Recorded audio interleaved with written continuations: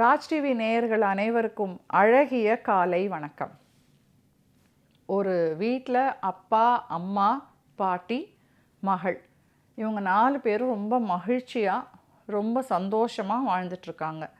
ஒரு நாள் வீக்கெண்ட் அப்பாவும் அம்மாவும் பேத்தியை கூட்டிகிட்டு பாட்டிக்கிட்ட வராங்க. அம்மா, அப்பா சொல்கிறாரு, நாங்கள் மால் வரைக்கும் போயிட்டு வரோம்மா, நீங்கள் பார்த்துக்கோங்க, எங்ககிட்ட சாவி இருக்குமா, நாங்களே வீட்டை கதவை திறந்துட்டு வந்துடுறோம்.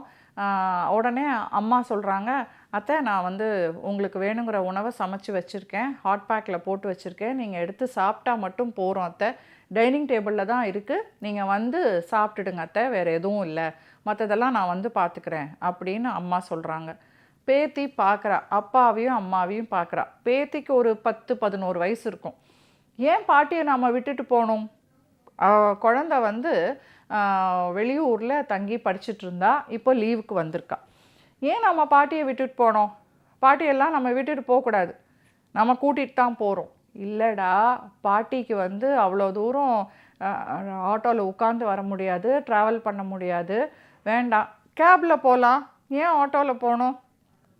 இல்லை செல்லம், பாட்டிக்கு ஷாப்பிங் மால்லலாம் அலைய முடியாது, அதெல்லாம் ஒன்றும் இல்லை, அவங்க அப்படியே வேடிக்கை பார்த்துக்கிட்டே வருவாங்க.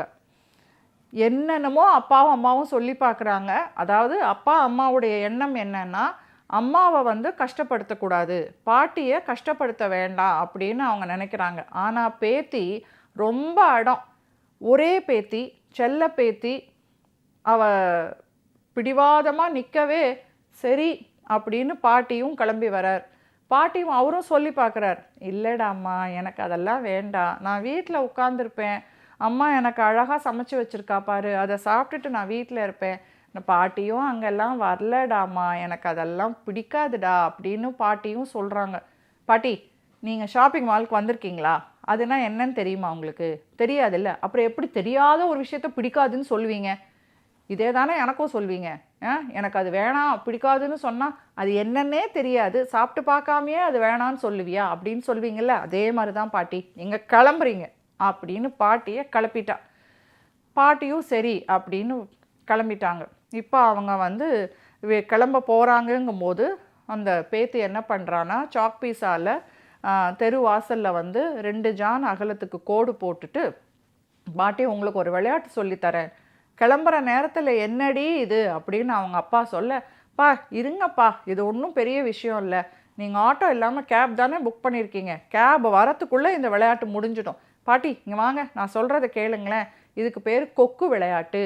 கொக்கு எப்படி நிற்கும்? ஒரு காலில் தூக்கிட்டு ஒரு காலை தண்ணிக்குள்ளே விட்டுட்டு நிற்கும்ல, அதே மாதிரி இந்த 2 கோட்டுக்கு நடுவில் நீங்கள் ஒரு காலில் நில்லுங்க, இன்னொரு காலை ஒரு 3-4 இன்ச்சு மேலே தூக்கிட்டு நில்லுங்க பாட்டி அப்படின்னு சொல்ல, பாட்டிக்கு புரியல எப்படி செய்யணும்னு பேத்தி சொல்லியும் காமிக்கிறா, டெமான்ஸ்ட்ரேஷனும் பண்ணுறா.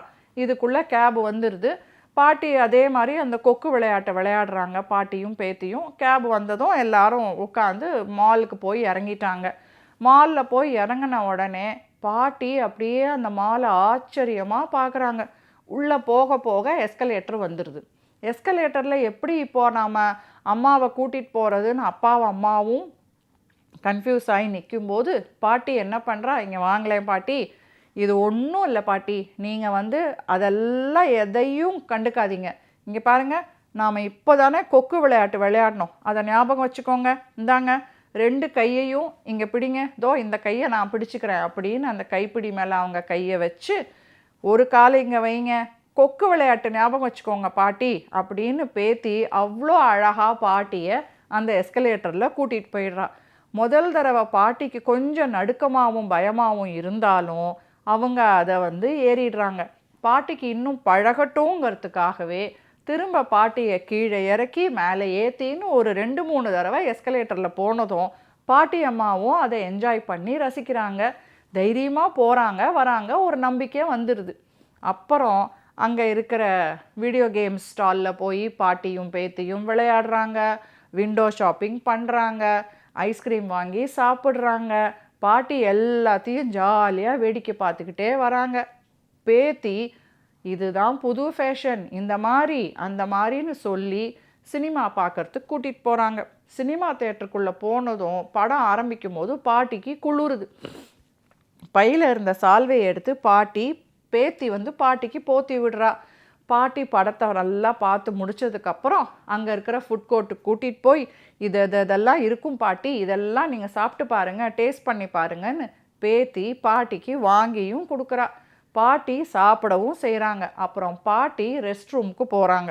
அவங்க ரெஸ்ட் ரூம் போயிருக்கிற சமயத்தில் அம்மாவும் அப்பாவும், டேய் எவ்வளோ அழகாக பாட்டியை வந்து கூட்டிகிட்டு வந்துட்ட, நாங்கள் வரமாட்டாங்கன்னு நினச்சிட்டு இருந்தோண்டா, அதனால தாண்டா நாங்கள் கூட்டிகிட்டு வரலன்னு அம்மா சொல்ல, பொண்ணு பேத்தி அப்பாவையும் அம்மாவையும் பார்த்து, அதோ அங்கே பாருங்கள் அந்த ஆண்டி ஒரு குட்டி பாப்பாவை கூப்பிட்டு வந்திருக்காங்க, டயப்பர், ஹாட் வாட்டர் பாட்டில், சால்வை, பெட்ஷீட், டவல்னு எவ்வளோ விஷயம் அந்த குழந்தைக்கு பார்த்து பார்த்து கொண்டு வந்திருக்காங்க. இதே தான் அம்மாவும் அப்பாவும் பாட்டிக்கு நீங்கள் பண்ணணும். இப்போ பார்த்தீங்கல்ல பாட்டிக்கு எவ்வளோ பிடிச்சிருக்குன்னு. ஏம்மா அப்பா நீங்கள் சின்ன பசங்களாக இருக்கும்போது பாட்டி உங்களுக்கு அதெல்லாம் பண்ணியிருப்பாங்கல்ல, ஏம்மா எனக்கு நீ அதெல்லாம் பண்ணியிருக்க, அதே தான்மா பாட்டிக்கு பண்ணணும்.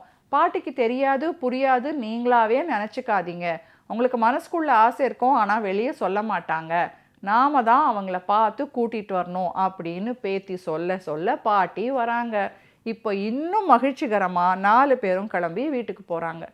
ஸோ நம்ம மால், ஆனால் ஒரு விஷயம் நான் சொல்லி ஆகணுங்க, நம்ம சென்னையில் இருக்கிற மால்ஸை நான் பார்த்துருக்கேன். வயசானவங்க குழந்தைங்கன்னு குடும்பமாக மாலில் என்ஜாய் பண்ணுறது நம்ம சென்னை மாநகரத்தில் நான் நல்லாவே பார்த்து ரசித்து சந்தோஷப்பட்டிருக்கேன். உலகத்தில் பல நாடுகளுக்கு நான் போயிருக்கேன். அங்கெல்லாம் கூட பெரியவங்களை வயசானவங்களை இவ்வளோ கண்ணும் கருத்துமாக பார்த்துக்கிறாங்களா, இந்த மாதிரி தங்களோட வெளியில் ஷாப்பிங்க்கு மாலுக்கெல்லாம் அழைச்சிட்டு வராங்களான்னு நான் பார்த்தது கிடையாது. ஆனால் நம்ம சென்னை மக்களுக்கு அது ஒரு ரொம்ப அற்புதமான பாராட்டுதலுக்குரிய ஒரு விஷயம். இதை நாம் தொடருவோமாக. சென்னை மட்டும் இல்லை, மற்ற எல்லா இடத்துலையும் இது இன்னும் அதிகமாகவே தொடரட்டும்.